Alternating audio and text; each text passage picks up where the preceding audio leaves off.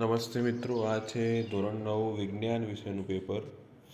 તેમાં આપણે જોઈ લઈએ છીએ પ્રશ્નો બધા. સાર્વત્રિક દ્રાવક કયું છે? શું જવાબ આવશે? પાણી છે એ સાર્વત્રિક દ્રાવક છે. થર્મોમીટરમાં વપરાતી ધાતુની સંજ્ઞા મર્ક્યુરી Hg. કોઈ કોષની એક પ્રકારની કચરા નિકાલ પ્રમાણી એટલે લાઇસોઝોમ. અન્નવાહક પેશીનું મુખ્ય કાર્ય ખોરાકનું વહન. અસ્થિ એ સંયોજક પેશી છે. કપૂર ઉદ્ધવપાતી પદાર્થ નથી તો ખોટું, ઉદ્ધવપાતી પદાર્થ છે. કોષ કોઈપણ તત્વના બધા જ પરમાણુ સમાન લાક્ષણિકતા ધરાવે છે. સાચું. પૃથ્વીનું દળ પૃથ્વી પરના દરેક સ્થળે અચળ રહે છે. સાચું. ડેસિબલ છે એ ધ્વનિની પ્રબળતાનો એકમ છે. ગાજર ઘાસ છે એ નીંદણ છે. પૃથ્વીની આસપાસ વર્તુળાકાર કક્ષામાં પરિભ્રમણ કરતો ઉપગ્રહ નિયમિત વર્તુળાકાર ગતિ કરે છે. વેગનો એકમ મીટર પ્રતિ સેકન્ડ. ન્યૂટનની ગતિનો બીજો નિયમ છે એ બળનું મૂલ્ય આપે છે. હવે દ્રવ્ય શું છે? જે જગ્યા રોકે અને દળ ધરાવે એને શું કહેવાય? દ્રવ્ય કહેવાય. પિત્તળમાં જસતનું પ્રમાણ 30%. રંગસૂત્રો શાના બનેલા છે? DNA અને પ્રોટીનના બનેલા છે. પ્રવાહીની ઘનતા માપવા માટે હાઇડ્રોમીટર. મેગ્નેશિયમની રાસાયણિક સંજ્ઞા Mg. કયો વિકલ્પ સાચો છે? તો ઘઉં એ રવિ પાક છે એ વિકલ્પ સાચો છે. એના પછી છે સિંચાઈ માટે ઉપલબ્ધ પાણીના સ્ત્રોત નદી, નહેર, તળાવ, કૂવા. રોબર્ટ હુકનો ફાળો કોષની શોધ કરી એ સૌથી મોટો ફાળો કહેવાય. પેશીનું નામ આપો જે પાણીનું વહન કરતી હોય તો જલવાહક પેશી. સેન્દ્રિય ખાતરનો વપરાશ કઈ રીતે મદદરૂપ નીવડી શકે છે? તો જમીનની ફળદ્રુપતા વધારે, પર્યાવરણની શુદ્ધતામાં મદદ કરે અને ફર્ટિલાઇઝરનો ઉપયોગ છે એ ઓછો કરે. NS ન્યૂટન સેકન્ડ વેગમાનનો એકમ. એના પછી છે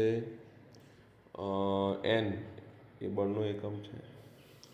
નીચે આપેલા આણ્વીય દળ ગોતવાનું છે તો Na 23 છે. Cl છે એ 35.5 છે. તો 23 + 35.5 તો શું આવશે? 58.5 એ આપણો જવાબ આવશે. ઇલેક્ટ્રોન વિશે નોંધ લખો. ઇલેક્ટ્રોન વિશે નોંધ લખો. તો ઇલેક્ટ્રોન વિશે લખવું હોય તો ઇલેક્ટ્રોન છે એ ઋણ વીજભાર ધરાવે છે. એના પછી કોઈ પણ તત્વ જો ઇલેક્ટ્રોન સ્વીકારે તો ઋણાયન બને છે. ઇલેક્ટ્રોન ગુમાવે તો ધનાયન બને છે. એ પણ આપણે લખી શકીએ છીએ. નિયમિત ગતિ શું છે? જ્યારે કોઈ પણ પદાર્થ છે એ સમાન સમયગાળામાં સમાન અંતર કાપે તો નિયમિત ગતિ છે એ આપણે કહી શકીએ છીએ. વેગ એટલે શું છે? 10 વિદ્યાર્થીઓ માટે છે એ પ્રશ્ન. એના પછી છે પ્રવેગ વિશે અનુમાન છે. ઉર્જા શું છે? તો કાર્ય કરવાની ક્ષમતાને શું કહેવાય છે? ઉર્જા કહેવાય છે. આવૃત્તિનો વિસ્તાર અવસાવ્ય દ્રવ્ય. તો જો આવૃત્તિ છે એ 20 હર્ટ્ઝ કરતાં ઓછી હોય તો એને અવસાવ્ય કહેવાય. પરાશ્રાવ્ય દ્રવ્ય જો 20,000 હર્ટ્ઝ કરતાં વધુ હોય તેને આપણે શું કહીએ છીએ? પરાશ્રાવ્ય ધ્વનિ. પછી ભૌતિક અવસ્થા કહેવાની છે તો 25 ડિગ્રી સેલ્સિયસ એ પ્રવાહી અવસ્થામાં હશે. 0 ડિગ્રી સેલ્સિયસ એ ઘન અને પ્રવાહી બંને અવસ્થામાં હોઈ શકે છે. 100 ડિગ્રી સેલ્સિયસ પ્રવાહી અને વાયુ બંને અવસ્થામાં હોઈ શકે છે. સમાંગ મિશ્રણ બતાવવાના છે. જો દરેક જગ્યાએ કોઈ પણ જગ્યાથી તમે દ્રાવણ લો તો સમાન સંખ્યામાં આપણને દ્રાવક અને દ્રાવ્ય જોવા મળે તો કહી શકીએ છીએ કે એ સમાંગ મિશ્રણ છે. વિષમમ એટલે જો દ્રાવણમાં ઘણી જગ્યાએ દ્રાવ્ય છે વધુ હોય અને ઘણી જગ્યાએ દ્રાવ્ય ઓછું હોય તેને શું કહેવાય છે? વિષમાંગ મિશ્રણ. સોડિયમ તો એ ધન આયન છે. નાઇટ્રોજન ઋણ આયન છે. આર્ગોન એ સંજ્ઞાથી આપણે એને દર્શાવી શકીએ છીએ. એના પછી છે વેગમાન અને વેગનો તફાવત. વ્યાખ્યા આપો, તરંગ લંબાઈ, આવૃત્તિ. બહુ ઇઝી છે. જો આ તરંગ લંબાઈ અને આવૃત્તિ તો બહુ ઇઝી છે. તરંગ લંબાઈ તો જ્યારે કોઈ પણ તરંગ છે જ્યારે એક શૃંગ અને એક ગર્ત પૂરું કરે ત્યારે તરંગ લંબાઈ છે એની આપણે માપી શકીએ છીએ, એક શૃંગ અને એક ગર્ત બરાબર. અથવા બે શૃંગ અને બે ગર્ત વચ્ચેના તફાવતને પણ શું કહેવામાં આવે છે? તરંગ લંબાઈ કહેવામાં આવે છે. આવૃત્તિ એટલે શું? આવૃત્તિ એટલે શું? તો 1 સેકન્ડમાં થતા દોલનોની સંખ્યાને આપણે શું કહીએ છીએ? આવૃત્તિ કહીએ છીએ.